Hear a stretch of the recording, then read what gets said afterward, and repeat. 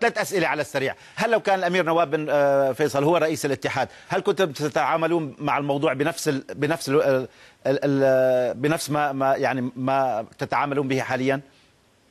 والله أنا بقول كلمة حتى ذكرتني بالمناسبة لما أنا قالوا من ضمن الإساءات إن إحنا قلنا الله يصبرنا 4 سنين. نعم.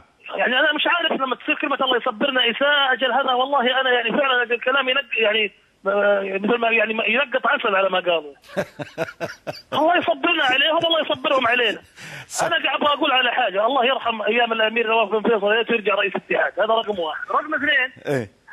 حصل قبل كذا انه في قضايا كان راينا انه الهلال حق فيها وصعدنا حتى في وجود الامير نواف ايام ايقاف رادوي في مباراة دورية أظن أو حاجة زي كذا، صعدنا لما شفنا الحق معنا والأمير نواف تقبل الأمر.